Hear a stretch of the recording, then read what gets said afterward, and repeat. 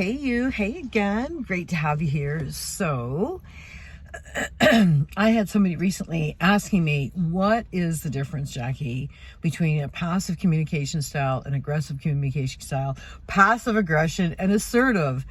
And I guess it's just really not that obvious to everybody, so I decided to put together a few videos here. So this one is going to be all about passive communication style.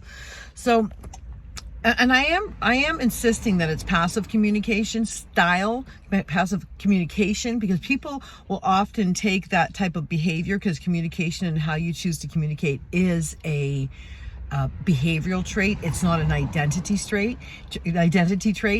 And oftentimes what happens is people will take, and they'll say, oh, they're a very passive person. And usually if somebody says that, what they're doing is they're identifying and they're saying, oh, that person has a meta state or a meta state where they're passive a lot of the time. So this goes for aggression, passive aggression, so on and so forth. So I think the first thing to remember about any type of communication style is that number one, it's learned. And number two, it can be unlearned. That's the good news.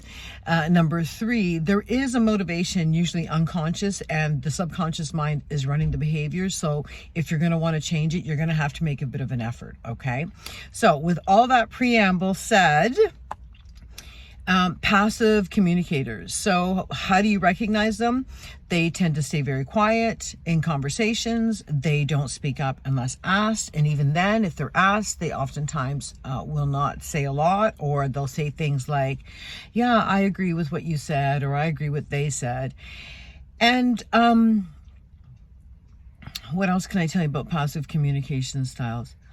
When they do speak, a lot of times they speak in very vague generalizations, They don't really say anything. You kind of have to guess or figure out or assume what they're saying. And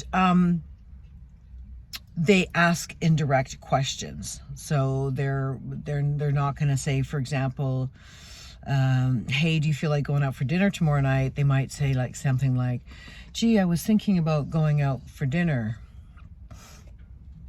tomorrow, Anyways, I'm giving you like really easy but very specific examples, but it's a very generalized behavior. So on top of that, what can I tell you? I can also tell you this. What is the motivation? Why do people adopt this communication style? It's really simple.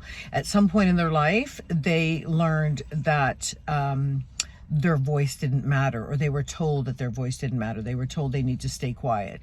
It is, without a doubt, an attempt for control. And a lot of people don't get that, but they're not saying anything. They're not doing anything. And I say to that, well, have you ever had an argument with somebody that refuses to speak? Who is in control? Or have you tried to have a conversation with somebody that refuses to speak or communicate?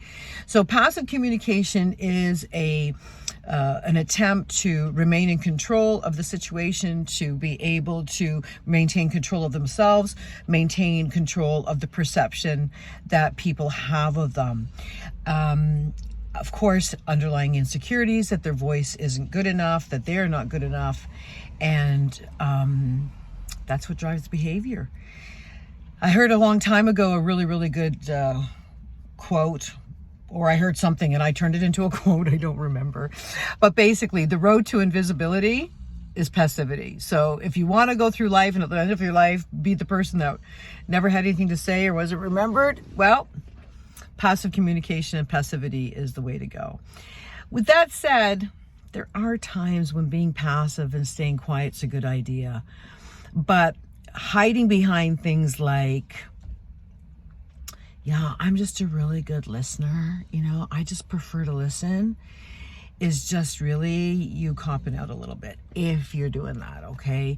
And you deserve to be heard. You have a voice, you have opinions, you really, really matter, okay? And whatever it is you have to say, it's absolutely good enough. So please do a little bit of work, learn how to be